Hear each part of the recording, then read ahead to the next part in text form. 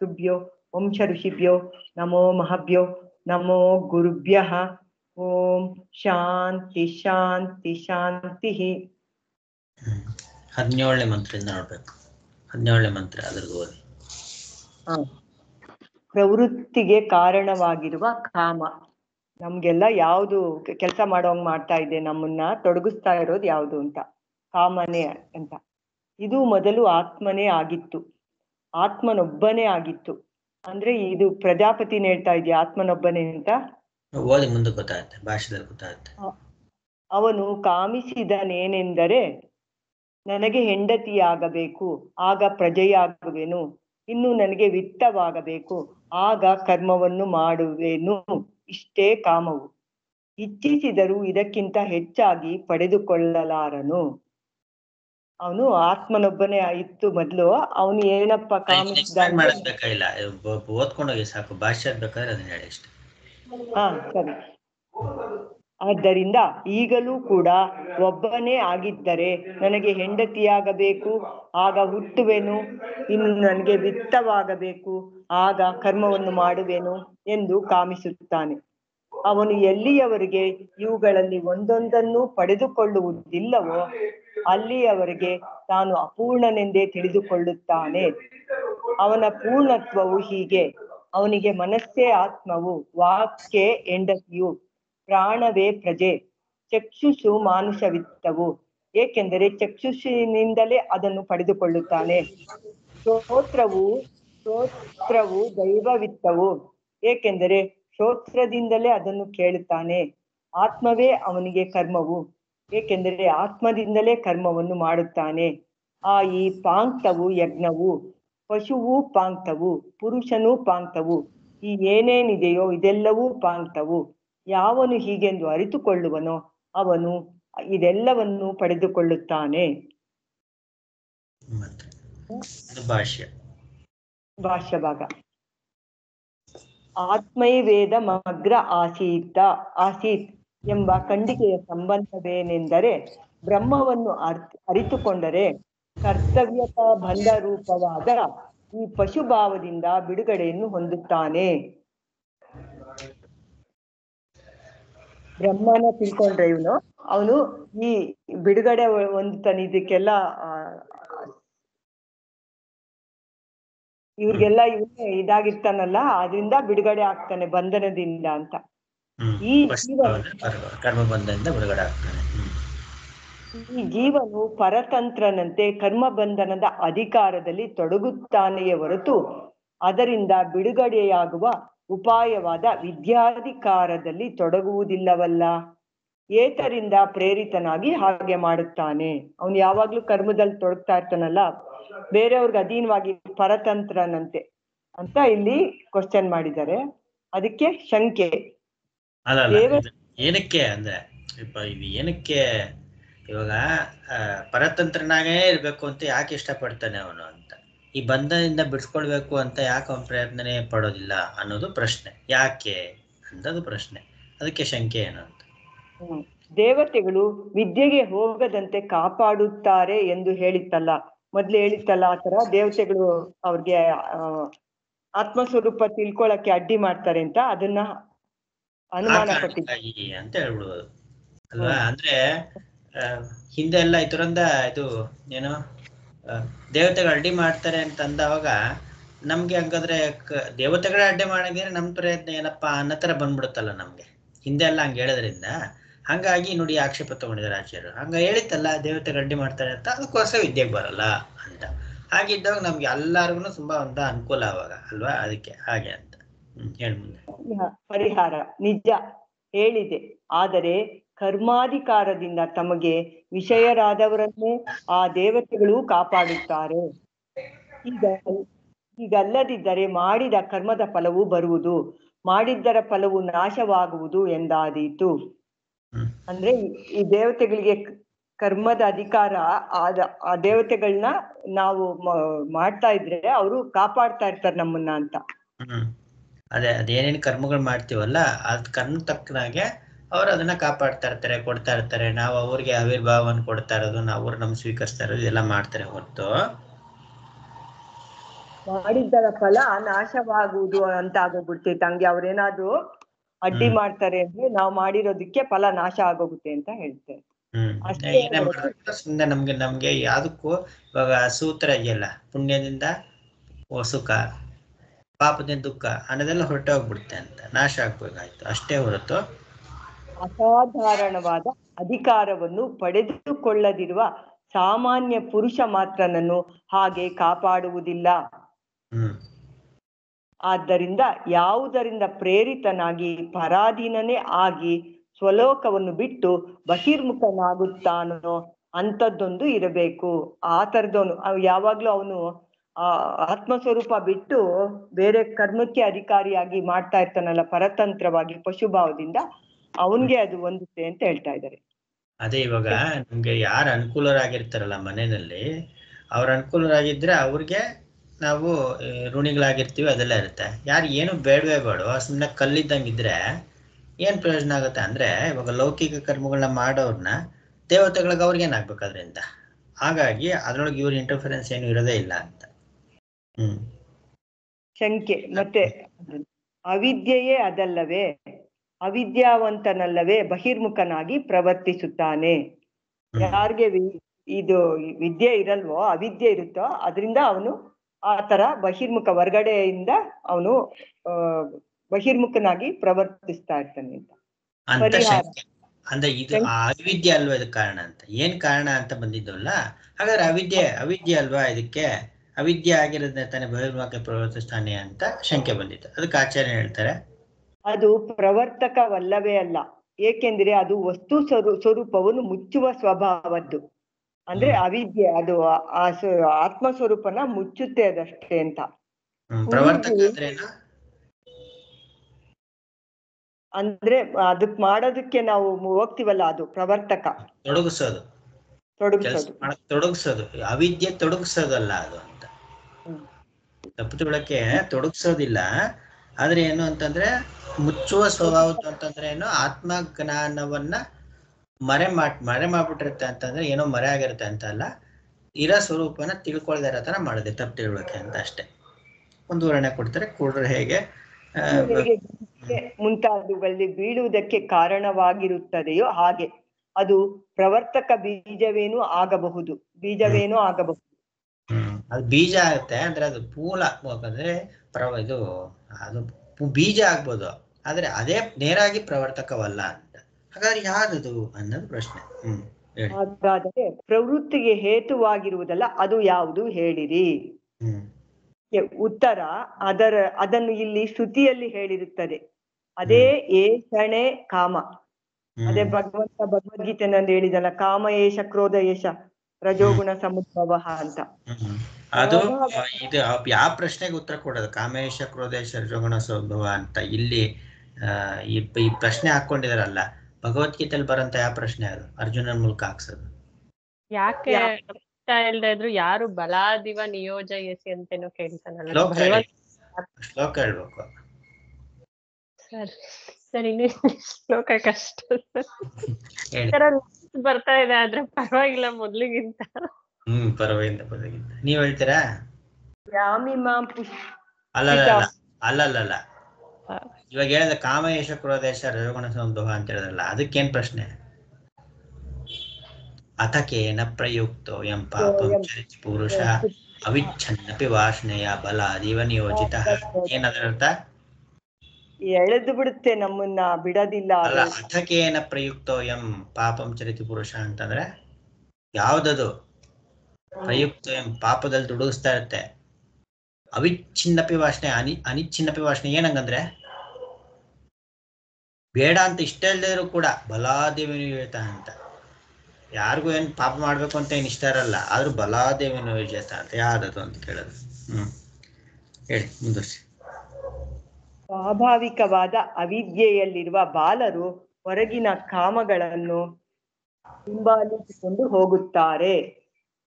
ಅಂದ್ರೆ ತಿಳ್ಕೊಳ್ದಿರ ಇರೋರು, ಅವಿದ್ಯೆಯಲ್ಲಿರೋರು ಅವರು ಬಾಲರು ಅಂತ ಹೇಳಿದೆ. ಅವ್ರನ್ನ ಆತ್ಮಜ್ಞಾನಕ್ಕೆ ತಿರುಗದೆ ಅವ್ರನ್ನ ಬಾಲರು ಅಂತ ಹೇಳಿದೆ.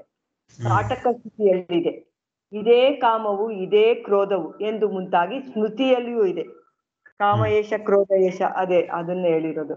ಮಾನವ ಸ್ಮೃತಿಯಲ್ಲಿಯೂ ಪ್ರವೃತ್ತಿ ಎಲ್ಲವೂ ಕಾಮಹೇತುವೆ ಎಂದು ಹೇಳಿದೆ. ಜೀವನು ಯಾವುದನ್ನು ಮಾಡುತ್ತಾನೋ ಅದೆಲ್ಲವೂ ಕಾಮದ ವ್ಯಾಪಾರವು ಎಂದು ಮನುವಾಕ್ಯ ಕೆಳಗಡೆ ಟಿಪ್ಪಣಿಯಲ್ಲಿ ಕೊಟ್ಟಿದ್ದಾರೆ. ಕಾಮ ಇಲ್ಲ ಅಂದ್ರೆ ಅಲುಗಾಡೋದಕ್ಕೂ ಆಗೋದಿಲ್ಲ ಅಂತ, ಅಲುಗಾಡೋದಕ್ಕೂ ಆಗೋದಿಲ್ಲ. ಕಾಮ ಇಲ್ಲ ಅಂದ್ರೆ ನೋಡಿ ಯಾವ ಕೆಲಸನೂ ಮಾಡೋದು ಇಲ್ಲ ಅನ್ನೋ ತರ ಆಗಿರೋದು ಅಂತ. ಈ ಅರ್ಥವನ್ನು ಈ ಅಧ್ಯಾಯವು ಮುಗಿಯುವವರೆಗೂ ಸವಿಸ್ತಾರವಾಗಿ ಇಲ್ಲಿ ತಿಳಿಸಲಾಗುತ್ತದೆ. ಅದೇ ವಿಚಾರವನ್ನ ಕ್ಲೀನ್ ಆಗಿ ಇಲ್ಲಿ ಮುಂದಕ್ಕೂ ಅದನ್ನೇ ಹೇಳ್ತೆ ಅಂತ ಹೇಳಿದ್ದಾರೆ. ಯಾಕೆ ಅಂತಂದ್ರೆ ಅದರ ಒಂದು ಸ್ವರೂಪ ತಿಳ್ಕೊಂಡು ಅದರಿಂದ ಬಿಡಿಸ್ಕೊಳ್ಳೋದಕ್ಕೋಸ್ಕರ ಅಂತ. ಯಾಕೆ ಅಂತಂದ್ರೆ ವೈರಿ ಎಂಥವನು ಅಂತ ತಿಳ್ಕೊಂಡಿಲ್ಲ ಅಂತಂದ್ರೆ ವೈರಿಯಿಂದ ಬಿಡಿಸ್ಕೊಳಕ್ ಸಾಧ್ಯ ಇಲ್ಲ. ಹಾಗಾಗಿ ಇದ್ರ ಬಗ್ಗೆ ಬಿಡಿಸಿ ತಿಳಿಸ್ಕೊಳ್ಳುತ್ತೆ ಅಂತ ಅಂದ್ಬಿಟ್ಟು. ಇನ್ನು 195ನೇ ಭಾಷೆ ನೀವೇ ಹೇಳ್ತೀರಾ?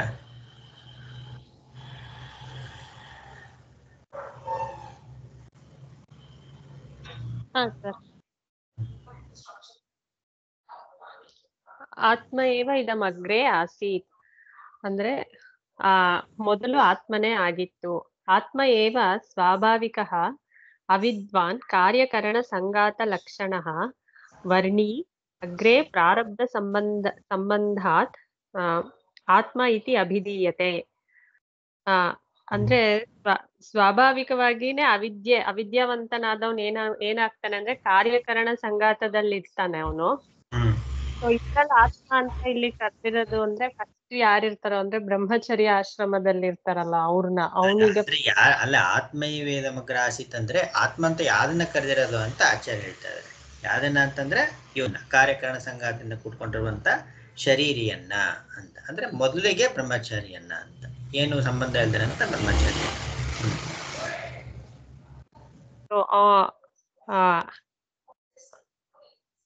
ಸೊ ಅವನ್ಗೆ ಯಾವ್ದೇ ಸಂಬಂಧ ಇಲ್ದೇ ಇರೋದು ಅಗ್ರೆ ಪ್ರಾಕ್ ಸಂಬಂಧಗಳು ಬರೋದಕ್ಕೆ ಮೊದಲು ಆತ್ಮ ಇತಿ ಅಭಿಧೀಯತೆ, ಅವನ್ನ ಆತ್ಮ ಅಂತ ಕರೆದಿದೆ. ತಸ್ಮಾತ್ ಪೃಥಗ್ಭೂತಂ ಕಾಮ್ಯಮಾನಂ ಜಾಯಾದಿ ಭೇದ ರೂಪಂ ನ ಆಸೀತ್. ಏನಕ್ಕಂದ್ರೆ ಅವನಿಗೆ ಜಾಯಾದಿ ಭೇದ ರೂಪಂ ಅಂದ್ರೆ ಹೆಂಡತಿಯ ಅಂತ ಸಂಬಂಧಗಳು ಅವನಿಗೆ ಅವಾಗ ಇನ್ನೂ ಇರೋದಿಲ್ಲ.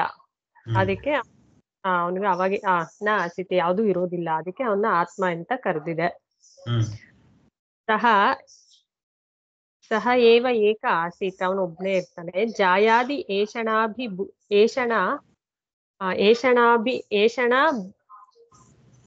ಬೀಜಭೂತ ವಿದ್ಯಾವಾನ್ ಏಕಃ ಏವ ಆಸೀತ್. ಆತ್ಮನಿಗಿಂತ ಬೇರೆ ಆಗಿ ಅಂದ್ರೆ ಜಾಯ ಅಂದ್ರೆ ಹೆಂಡತಿನೇ ಕಾಮಿಸಬಹುದಾದ ಮುಂತಾದ ಬೇರೆ ಭೇದ ರೂಪಗಳು ಅವಾಗ ಅವನ್ಗೆ ಇರ್ಲಿಲ್ಲ. ಅದಕ್ಕೆ ಅವಿದ್ಯಾ ಬೀಜ ಅಂದ್ರೆ ವಿದ್ಯೆ ಇತ್ತು. ಅದಕ್ಕೆ ಕಾರಣ ಆಗಿರುವಂತಹ ಒಳಗಡೆ ಅವಿದ್ಯಾ ಬೀಜ ಮಾತ್ರ ಇತ್ತು ಅಂತ. ಅಂದ್ರೆ ಅವನೊಬ್ನೇ ಇದ್ದ ಅಂತಂದ್ರೆ ಆತ್ಮ ಸ್ವರೂಪ ತರ ಅವನೊಬ್ನೇ ಇದ್ದಿದ್ದು ಅಂತಲ್ಲ, ಅವಿದ್ಯಾ ಬೀಜ ಅನ್ನೋದಿತ್ತು ಅಂತ. ಅದಕ್ಕೆ ಸುಮ್ನೆ ಇರಕ್ಕಾಗದರ ಮುಂದೆ ಏನ್ ಮಾಡ್ಕೊಳ್ತಾನ ಅವನು? ಸ್ವಾಭಾವಿಕ ಆತ್ಮನಿ ಕರ್ತಾದಿ ಕಾರಕ ಕ್ರಿಯಾ ಫಲಾತ್ಮಕ ಅಧ್ಯಾರೋಪಲಕ್ಷಣಯ ಅವಿದ್ಯಾ ವಾಸನೆಯ ವಾಸಿತಃ. ಅವನ್ ಸ್ವಾಭಾವಿಕವಾಗಿ ಅವನ ಸ್ವರೂಪದಲ್ಲೇ ಕರ್ತಾಧಿಕಾರಕಗಳ ಕ್ರಿಯೆಗಳ ಫಲಗಳ ಸ್ವರೂಪವನ್ನು ಅವನ ಅಧ್ಯಾರೋಪ ಮಾಡ್ಕೊಂತಾನೆ. ಏನಕ್ಕೆ ಅಂದ್ರೆ ಅವಿದ್ಯೆಯಿಂದ ಅವನ ಆತರ ಅಧ್ಯಾರೋಪ ಮಾಡ್ಕೊಂತಾನೆ. ಬ್ರಹ್ಮಚಾರಿ ಅಂತ.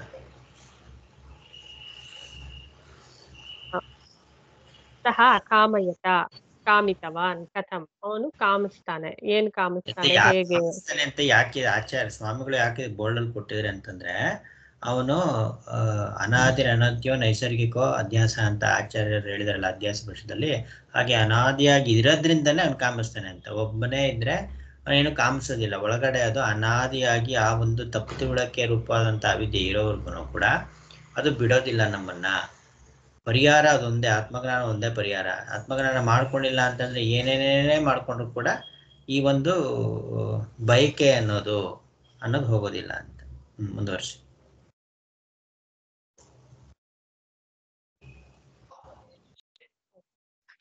ಜಾಯಾ ಕರ್ಮಾಧಿಕಾರ ಹೇತುಭೂತ ಮೇ ಮಮ ಕರ್ತುಹು ಸ್ಯಾತ್. ಅವನೇನ್ ಅನ್ಕೊಂತಾನೆ ಅಂದ್ರೆ ನನಗೆ ಆ ಕರ್ಮಾಧಿಕಾರಕ್ಕೆ ಕಾರಣ ಆಗಿರೋ ಕರ್ತೃ ಅಂದ್ರೆ ಕರ್ಮಾಧಿಕಾರ ಮಾಡ್ಬೇಕು ಅಂದ್ರೆ ಅದಕ್ಕೆ ಹೆಂಡತಿ ಇರ್ಬೇಕಲ್ವಾ, ಅದಕ್ಕೆ ಕಾರಣ ಆಗಿರೋ ಹೆಂಡತಿ ಬೇಕು ಅಂತ ಅನ್ಕೊಂತಾನೆ.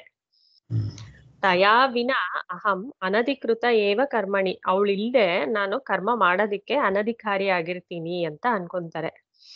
ಅತಃ ಕರ್ಮಾಧಿಕಾರ ಸಂಪತ್ತಯೇ ಭವೇತ್ ಜಾಯ, ಅದಕ್ಕೆ ಕರ್ಮಾಧಿಕಾರಕ್ಕೆ ಆ ಕಾರಣ ಆಗಿರೋ ಹೆಂಡತಿ ಬೇಕು ಅಂತ ಅನ್ಕೊಂತಾನೆ. ಅದಾದ್ಮೇಲೆ ಅತ ಅಹಂ ಪ್ರಜಾಯೇಯ ಪ್ರಜಾರೂಪೇಣ ಅಹಮೇವ ಉತ್ಪದ್ಯೇಯ. ಸೊ ಹೆಂಡತಿ ಅಂದ್ಮೇಲೆ ನೆಕ್ಸ್ಟ್ ಪ್ರಜಾಯೇಯ ಅನ್ಕೊಂತಾನಂದ್ರೆ ಮಕ್ಕಳ ಆಗ್ಬೇಕು ಅಂತ ಅನ್ಕೊಂಡು ಪ್ರಜಾರೂಪೇಣ ಅಹಮೇವ ಉತ್ಪದ್ಯೇಯ, ಪ್ರಜಾರೂಪದಿಂದ ಅಂದ್ರೆ ಅಂದ್ರೆ ಆತ್ಮಾನಂ ಪುತ್ರ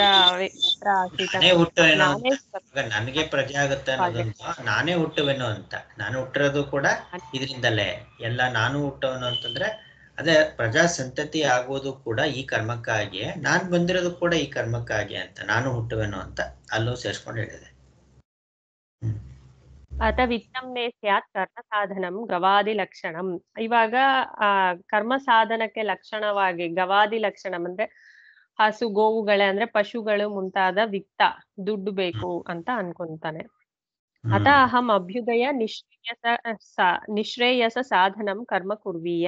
ಈಗ ಇದೆಲ್ಲ ಇದ್ಮೇಲೆ ನಾನು ಅಭ್ಯುದಯಕ ಅಥವಾ ನಿಶ್ರೇಯಸಕ್ಕೆ ಸಾಧನ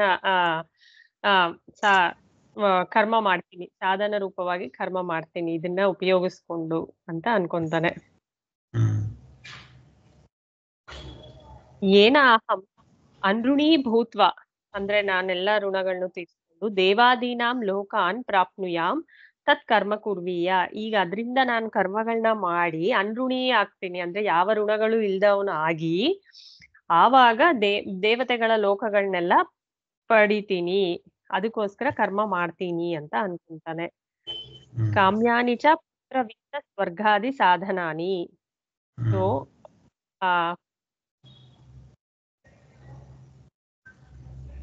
ಅಷ್ಟೇ, ಬೇರೆ ಬೇರೆ ಸ್ವರ್ಗಾದಿಗಳನ್ನ ಪಡೆಯೋದಕ್ಕೋಸ್ಕರ ಕಾಮ್ಯ ಕರ್ಮಗಳನ್ನೆಲ್ಲ ಮಾಡ್ತೀನಿ ನಾನು ಅಂತ ಅನ್ಕೊಂತಾನೆ ಅಂತ. ನೆಕ್ಸ್ಟ್ 196 ನೀವು ಆಮೇಲೆ ಯಾರದು ಪರವಾಗಿಲ್ಲ. ಏತಾವಾನ್ ವೈ ಕಾಮಃ ಏತಾವದ್ ವಿಷಯ ಪರಿಚ್ಛಿನ್ನಃ ಇತ್ಯರ್ಥಃ. ಏತಾವಾನ್ ವೈ ಕಾಮಃ, ಇದಿಷ್ಟೇ ಕಾಮ, ಇದೇ ವಿಷಯಗಳಿಂದ ಪರಿಚ್ಛಿನ್ನವಾಗಿರುತ್ತೆ ಅಂತ. ಏತಾವಾನ್ ಏವ ಹಿ ಕಾಮಯಿತವ್ಯಃ ವಿಷಯಃ ಯದುತ ಜಾಯಾ ಪುತ್ರ ವಿತ್ತಕರ್ಮಾಣಿ ಸಾಧನ ಲಕ್ಷಣ ಏಷಣ. ಸೊ ಹೆಂಡತಿ ಮಗು ವಿತ್ತ ಕರ್ಮ ಅಂತ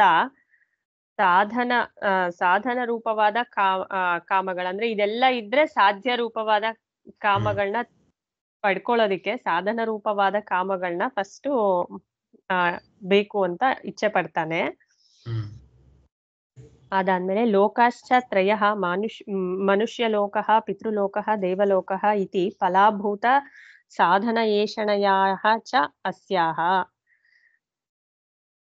ಸೊ ಇದರಿಂದ ಈ ಹೆಂಡತಿ ಪುತ್ರ ವಿತ್ತ ಅದರಿಂದ ಅವನು ಮನುಷ್ಯ ಲೋಕ ಪಿತೃಲೋಕ ದೇವಲೋಕ ಅನ್ನೋ ಒಂದು ಫಲಗಳ ಕಾಮನ ಬಯಸ್ತಾನೆ.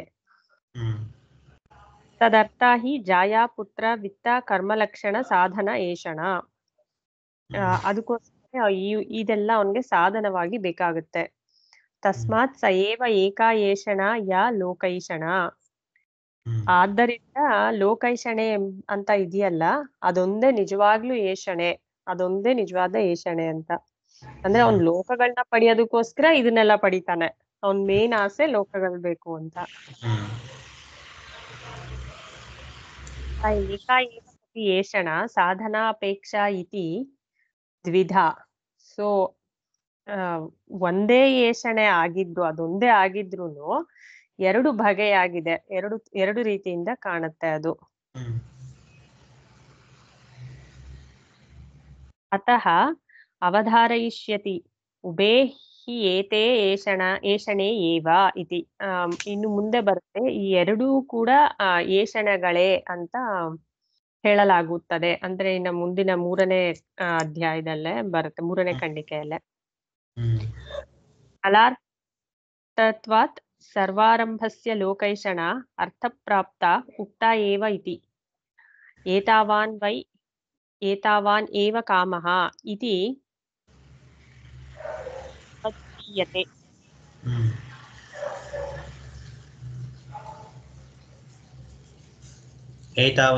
ಏತಾವಾನೇವ ಅನ್ನೋದನ್ನ ಒತ್ತಿ ಹೇಳಿದೆ ಅದನ್ನ ಆ ಕಾರಣಕ್ಕಾಗಿ ಅಂತ. ಹೇಗೆ? ಹೌದು, ಮಾಡ್ತಾನೋ ಫಲಕ್ಕೋಸ್ಕರನೇ ಈ ಲೋಕೈಷಣೆ ಅರ್ಥಪ್ರಾಪ್ತಿ ಆಗೋದ್ರಿಂದಾನೆ ಅದನ್ನ ಏತಾವನ್ ವೈ ಅಂತ ಇದೇ ಕಾಮವು ಅಂತ ಅವಧಾರಣೆ ಮಾಡೋದಕ್ಕೆ ಅದನ್ನ ಒತ್ತಿ ಹೇಳಿದೆ. ಅಂದ್ರೆ ಇಷ್ಟೇ ಕಾಮವು ಅಂತಂದಾಗ ಇಲ್ಲಿ ನೋಡಿ, ಇವಾಗ ಮೊದಲು ಹೆಂಡತಿ ಆಗ್ಬೇಕು, ಆಮೇಲೆ ನನಗೆ ವಿತ್ತ ಬೇಕು ಅಂತ ಈಗ ಹೇಳಿದ್ರು ಕೂಡ ಇವಾಗ ಲೋಕದಲ್ಲಿ ತಗೊಂಡ್ರೆ ಹೇಗೆ? ಇವಾಗ ಹುಡುಗಿಗೆ ಹುಡುಗ ಕೊಡ್ಬೇಕಾದ್ರು ಹುಡುಗಿ ಕೊಡ್ಬೇಕಾದ್ರೂ ಅವ್ರೇನಿದೆ, ಸ್ವಂತ ಮನೆ ಇದೆಯಾ, ಏನೇನಿದೆ, ಅವ್ರ ಆಸ್ತಿ ಏನಿದೆ, ಏನ್ ಕೆಲಸದಲ್ಲಿದ್ದಾನೆ ಅಂತೆಲ್ಲ ಕೇಳ್ತೀವಲ್ಲ. ಮೊದಲು ವಿತ್ತ, ಆಮೇಲೆ ಇದು ಅಂತ. ಅಂದ್ರೆ ನಮ್ಗಿರೋಂಥದ್ದು ಮೊದಲು ಅದ್ರ ಮೇಲೆ ಗಮನ, ಆಮೇಲಿಂದ ಮದುವೆ ಅಂತ, ಮದುವೆ ಸಂಸಾರ ಅಂತ. ಅಂದ್ರೆ ಇಲ್ಲಿ ನೋಡಿ, ಇಲ್ಲಿ ಪೂರ್ತಿ ಹೇಳೋ ಶಾಸ್ತ್ರೀಯವಾಗಿ ಪಿತೃಲೋಕ, ಸ್ವರ್ಗಲೋಕ ಅದೆಲ್ಲವೂ ಕೂಡ ಶಾಸ್ತ್ರೀಯವಾಗಿ ಮಾಡುವಂಥ ಕರ್ಮಗಳಿಂದ ಪಡ್ಕೊಳ್ಳೋಂಥದ್ದು ಏನಿದೆಯಲ್ಲ, ಪಡ್ಕೊಳ್ಳೋದೇನಿದ್ರು ಇಷ್ಟೇನೆ. ನೀನು ಹೆಚ್ಚಿನದಾಗಿ ಪಡ್ಕೊಳ್ಬೇಕು ಅಂತಂದ್ರೆ ಏನಿಲ್ಲ, ಇಲ್ಲೇ ಸೇರ್ಕೊಳ್ಳುತ್ತೆ. ಮನುಷ್ಯ ಲೋಕ, ಪಿತೃಲೋಕ, ದೇವಲೋಕ ಇದ್ರೊಳಗಡೆ ಸೇರ್ಕೊಂಡ್ಬಿಡುತ್ತೆ. ನಾವೇನ್ ಬಯಸ್ತಾ ಇದೀವಲ್ಲ, ನಾವು ಇದ್ರೊಳಗೆ ಎಷ್ಟೊಂದಿದೆ, ನಮ್ಗೆ ಬೇಕಾದಷ್ಟಿದೆ ಅಂತ ನಮ್ಗೆ ಅಲ್ಲಿವರೆಗೂ ಹೋಗಲ್ಲ. ನಾವು ಶ್ರುತಿ ಮುಂದುವರ್ಸ್ಬಿಟ್ಟು ಎಲ್ಲ ಹೇಳ್ಬಿಡುತ್ತೆ, ಎಲ್ಲಾ ವ್ಯಾಪ್ತಿನೂ ಮೀರ್ಬಿಟ್ಟು ಹೇಳ್ಬಿಡುತ್ತೆ ನಮ್ಗೆ. ಅಂದ್ರೆ ನಮ್ಗೆ ಗೊತ್ತಿರೋಂಥ ಕಾಮನೆಗಳಲ್ಲಿ ನಮ್ಗೆ ಇಷ್ಟೇ ಕಾಮನೆ ಇರುವಂಥದ್ದು, ತುಂಬಾ ಪರಿಚ್ಛಿನ್ನವಾದಂಥ ಇಷ್ಟೊಳಗೆ ನಮ್ಗೆ ಸುತ್ತಾ ಇದೀವಿ ನಾವು. ಇದೇ ಬಿಡಿಸ್ಕೊಳಕ್ಕಾಗಿ ಇದ್ರೊಳಗೆ ನಮ್ಗೆ ವೈರಾಗ್ಯ ಬರಲಿಲ್ಲ ಅಂತಂದ್ರೆ ನಮ್ಗೆ ಇದು ಯಾವ್ದ್ಯಾ ಲೆಕ್ಕ ಅದು ಅಲ್ವಾ? ಹಾಗೆ ಅಂತ. ಮುಂದುವರ್ಸಿ. ಭೋಜನೆ ಅಭಿತೆ ತೃಪ್ತಿರ್ನ ಊಟಗವಿಧೇಯ. ಊಟನ್ ಹೇಳಿದ್ರೆ ಊಟನ್ ಹೇಳಿದ್ರೆ ತೃಪ್ತಿ ಆಗಿದೆ ಅಂತ ಸಪ್ರೇಟ್ ಆಗಿ ಪೃಥಗ್ ನ ಅಭಿದೀಹತೆ ಹೇಳದ್ ಬೇಕಾಗಿಲ್ವಲ್ಲ ಅಂತ ಕೇಳ್ತಾ ಇದಾರೆ. ಅಂದ್ರೆ ತದರ್ಥತ್ವ ಇನ್ನು ಅದಕ್ಕೇನು ಇವಾಗ ಏನೋ ಪುತ್ರಕಾಮಿಷ್ಟಿಯಾಗ ದಶರಥ ಮಾಡ್ದ ಅಂತಂದ್ರೆ ಹಾಗೆ ಆಗುತ್ತೆ, ಅದು ಹೇಳೋದೇನ್ ಬಂತು ಅನ್ನೋ ತರ. ಹೌದು, ಸಾಧನ ಹೇಳಿದ್ರೆ ಫಲ ಅದ್ರಲ್ಲಿ ಸೇರ್ಕೊಂಡೇ ಇರುತ್ತೆ. ಅದೇ ಏತೆ ಏಷಣೆ ಸಾಧ್ಯ ಸಾಧನ ಲಕ್ಷಣೆ ಕಾಮಃ ಏನ ಪ್ರಯುಕ್ತಃ ಅವಿದ್ವಾನ್ ಅವಶಃ ಏವ ಕೋಶಕಾರವತ್ ಆತ್ಮಾನಂ ವೇಷ್ಟಯತಿ ಕರ್ಮ ಮಾರ್ಗೇ ಏವ ಆತ್ಮಾನಂ ಪ್ರಣಿದದತ್ ಬಹಿರ್ಮುಖೀ ಭೂತ್ವಾ ನ ಸ್ವಂ ಲೋಕಂ ಪ್ರತಿಜಾನಾತಿ.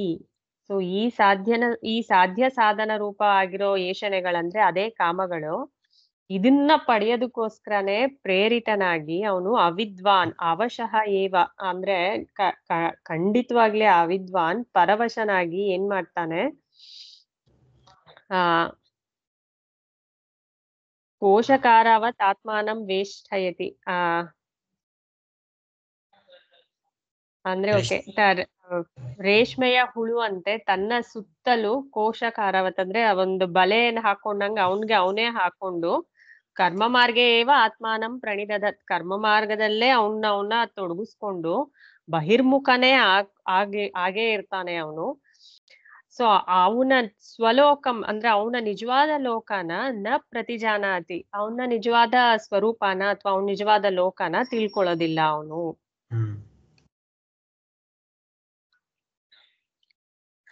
ತಥಾ ಚ ತೈತಿರೀಯಕೆ ಅಗ್ನಿಮುಗ್ಧೋ ಹಿ ಏವ ಧೂಮತಾಂತಹ.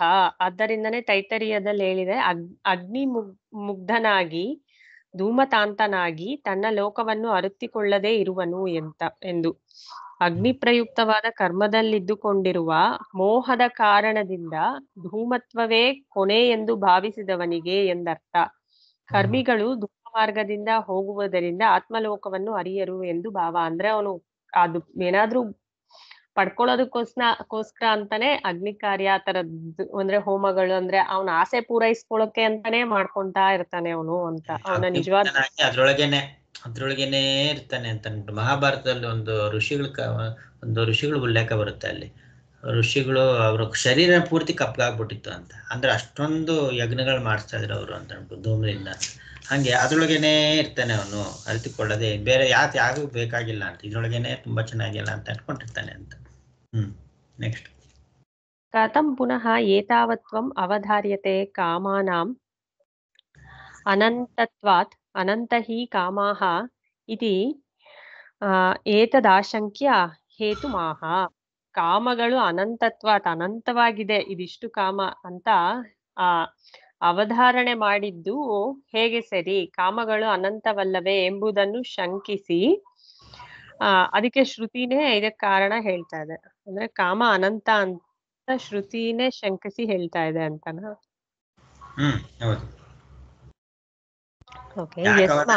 ಒತ್ತಿ ಹೇಳ್ತಾ ಇದೆ ಅನಂತ ಅಂತ, ಯಾಕೆ ಒತ್ತಿ ಹೇಳ್ತಾ ಇದೆ ಅಂತ ಅದನ್ನೇ ಶ್ರುತಿ, ಅದಕ್ಕೆ ಕಾರಣನು ಹೇಳ್ತಾ ಇದೆ ಶುಕಿನೇ ಅಂತ. ಇನ್ನು ಸ್ವಲ್ಪ ಚೆನ್ನಾಗಿ ಆಗಲಿ ಅಂತ, ನಾವು ಏನೇ ಮಾಡಿದ್ರು ಸಾಧನೆಗಳು ತೊಳಗಲ್ವಾ, ಹಂಗಾಗಿ ಇದನ್ನೇ ಒತ್ತಿ ಹೇಳ್ತಾ ಇದೆ ಅಂತ. ಯಸ್ಮಾತ್ ನ ಇಚ್ಛನ್ಶ್ಚನ್ ನ ಇಚ್ಛನ್ನಪಿ ಅತಃ ಅಸ್ಮಾತ್ ಫಲಸಾಧನ ಲಕ್ಷಣಾಭ್ಯಃ ಭೂಯಃ ಅಧಿಕತರಂ ನ ವಿಂದೇತ್ ನ ಲಭೇತ್. ಸೊ ಏನಕ್ಕೆ ಅಂದ್ರೆ ನಾವು ಬಯಸಿಲ್ಲ ಅಂತ ಅಂದ್ರೂ ಕೂಡ ಬಯಸಿದರೂ ಇಲ್ಲ, ಇದಕ್ಕಿಂತ ಈ ಫಲ ಸಾಧನ ರೂಪವಾಗಿರುವುದಕ್ಕಿಂತ ಹೆಚ್ಚಾಗಿ ಇನ್ನೂ ಅಧಿಕವಾಗಿ ಪಡೆದುಕೊಳ್ಳಲಾರನು. ಏನು ಇಲ್ವೇ ಇಲ್ಲ, ಅದಕ್ಕಿಂತ ಹೆಚ್ಚಿಗೆ ಯಾವುದು ಇಲ್ವೇ ಇಲ್ಲ ಅಂತ, ಮಾಡಿ ಪಡೆಯೋದ್ರೊಳಗೆ ಇಷ್ಟೇ ಇರೋಂಥದ್ದು ಅಂತ. ನನಗಿವಾಗ ತಿಂದು ಬೇಜಾರಾಗ್ಬಿಡುತ್ತೆ, ಸಿಹಿ ತಿಂದು ಬೇಜಾರು. ಯಾಕೆ ಅಂತಂದರೆ ನಂಗೆ ಸಿಹಿ ಇಷ್ಟ, ಸರಿ ಎಷ್ಟು ತಿನ್ನಕ್ಕೆ ಸಾಧ್ಯ ಅಂತಂದಾಗ ಅದ್ರ ಮೇಲೆ ಜಿಗುಪ್ಸೆ ಬರುತ್ತೆ, ಮತ್ತೆ ಆಸೆ ಆಗುತ್ತೆ. ಜಿಗುಪ್ಸೆ ಬಂದು ಅಲ್ಲೇ ಹೋಗ್ಬಿಟ್ಟೆ ಪರವಾಗಿಲ್ಲ, ಸಿಹಿ ಅನ್ನೋದೊಂದು ಹೇಳ್ತಾ ಇರೋದಷ್ಟೇ. ನಾವು ಅದೇ ಥರ ಕಾಮನೆಗಳನ್ನ ಅನುಭವಿಸಿ ಇಷ್ಟೇ ಅಂತ ಅನ್ಕೊಂಡೋದೇ ಇಲ್ಲ ನಾವು, ಮತ್ತೆ ಅದ್ರ ಕಡೆ ಹೋಗಿಲ್ಲ, ಮತ್ತೆ ಅದ್ರ ಕಡೆ ಹೋಗ್ತೀವಿ ನಾವು ಅಂತ. ಸೊ ಅದೇ ಥರ ನೀನು ಏನೇ ಇದೆ ಇನ್ನಲ್ಲಿ ಹೋಗ್ತಾರೆ, ಇನ್ನೂ ಅಂದ್ರೆ ಒಂಥರ ನಮ್ಮ ಕುತೂಹಲ ಇದೆಯಲ್ಲ, ಇನ್ನೇ ಅದಿದೆಯಂತ, ಇದಿದೆಯಾ ಅದಿದೆ ಅದೇ ಏನೇ ಅದು ಕೂಡ ಇಷ್ಟೇನಪ್ಪ, ಅದಕ್ಕಿಂತ ಯಾವುದು ಇಲ್ಲ ಅಂತ ಹೇಳ್ತಾ ಇದೆ. ನಹಿ ಲೋಕೆ ಫಲಸಾಧನ ವ್ಯತಿರಿಕ್ತಂ ದೃಷ್ಟಂ ಅದೃಷ್ಟಂ ವಾ ಲಬ್ಧವ್ಯಮಸ್ತಿ. ಮುಖದಲ್ಲೂ ಈ ಫಲ ಸಾಧನೆಗಿಂತ ಬೇರೆಯಾಗಿ ಪಡ್ಕೊಳ್ಳೋ ಅಂಥದ್ದು ದೃಷ್ಟವಾಗಲಿ ಅದೃಷ್ಟವಾಗಲಿ ಇರುವುದಿಲ್ಲವಲ್ಲ ಅಂತ ಹೇಳ್ತಿದ್ದಾರೆ. ದೃಷ್ಟ ಫಲ ಅದೃಷ್ಟ ಫಲ ಎರಡೂನು ಇಷ್ಟೇ ಇರೋದು ಅಂತ. ಲಬ್ಧವ್ಯ ವಿಷಯ ಹಿ ಕಾಮ, ಏನಾದ್ರು ಪಡ್ಕೋಬೇಕು ಇರೋದೇ ಅದಕ್ಕೆ ಕಾಮ. ದೃಷ್ಟಫಲ ಅಂದ್ರೆ ಅದೃಷ್ಟಫಲ ಅಂದ್ರೆ ದೃಷ್ಟಫಲ ಅಂದ್ರೆ ಈಗ ಇಲ್ಲಿ ಈ ಲೋಕದಲ್ಲಿ ಪಡೆಯುವಂತ ಫಲ, ಅದೃಷ್ಟ ಫಲ ಅಂದ್ರೆ ಅಂದ್ರೆ ನಾವು ಸತ್ ಮೇಲೆ ಪಡಿತೀವಲ್ಲ, ಅಂದ್ರೆ ಸೂರ್ಯನಲ್ಲಿ ಇರುತ್ತೆ ಅಂತ ಹೇಳ್ತಾರಲ್ಲ. ದೃಷ್ಟ ಅಂದ್ರೆ ಸ್ಥೂಲವಾಗಿ ಇಲ್ಲೇ ಕಾಣಿಸಂತದ್ದು, ಅದೃಷ್ಟ ಅಂತಂದ್ರೆ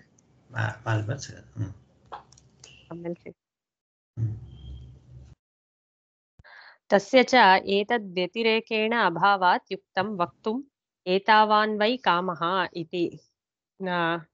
ಇದಕ್ಕಿಂತ ಬೇರೆಯಾಗಿ ಏನೂ ಇಲ್ಲ ಅನ್ನೋದು ಹೇಳೋದಕ್ಕೆ ಈ ಏತಾವಾನ್ ವೈ ಕಾಮ, ಇದಿಷ್ಟೇ ಕಾಮ ಅಂತ ಹೇಳಿದೆ.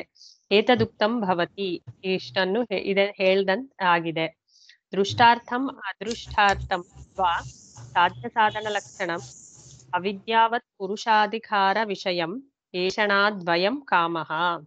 ಸೊ ಈ ದೃಷ್ಟಾರ್ಥವಾದ ಅಥವಾ ಅದೃಷ್ಟಾರ್ಥವಾದ ಸಾಧ್ಯ ಸಾಧಕವಾಗಿರುವಂತ ಅವಿದ್ಯಾವಂತನಾದ ಪುರುಷನಿಗೆ, ಆ ಪುರುಷನ ಅಧಿಕಾರಕ್ಕೆ ವಿಷಯ ಆಗಿರೋದು ಈ ಏಷಣಾದ್ವಯಂ, ಇವೆಲ್ಲನು ಇದೇ ಕಾಮ. ಅತಃ ಅಸ್ಮಾತ್ ವಿದುಷಾ ವ್ಯುತ್ಥಾತವ್ಯಂ ಇತಿ. ಆದ್ದರಿಂದ ಜ್ಞಾನಿಯಾದವನು ಇದನ್ನೆಲ್ಲ ಬಿಟ್ಬಿಡ್ಬೇಕು. ನೆಕ್ಸ್ಟ್ ಮುಂದಿನ ಭಾಷೆ ಬಗ್ಗೆ ಹೇಳಿ. ಅವಿದ್ಯಾವಂತನಿಗೆ ಅಸಂಪೂರ್ಣತ್ವ ಭಾವನೆ, ಅವನಿಗೆ ಸಂಪೂರ್ಣ ಆಗ್ಲಿಲ್ಲ ಅನ್ನೋ ಭಾವನೆ. ಅವಿದ್ಯಾವಂತನಾದ ಆತ್ಮನು ಕಾಮಿಯು, ಹಿಂದೆ ಹೀಗೆ ಕಾಮಿಸಿದನಲ್ಲ ಹಾಗೆಯೇ ಅವನಿಗಿಂತ ಹಿಂದಿನವನು ಕಾಮಿಸಿದನಲ್ಲ, ಇದೇ ಲೋಕಸ್ಥಿತಿಯು. ಪ್ರಜಾಪತಿಯಿಂದಲೂ ಹೀಗೆಯೇ ಈ ಸೃಷ್ಟಿಯಾಯಿತು. ಹಿಂದೆ ಪ್ರಜಾಪತಿನೂ ಹಿಂಗೆ ಅವನ ಮಕ್ಕಳಲ್ವಾ ನಾವು, ಅದಕ್ಕೆ ನಾವು ಅವನಿಗಿಂತ ಹಿಂದೆ ಇದೇ ತರನೇ ಆಗಿದ್ದು ಲೋಕದಲ್ಲಿ ಅಂತ.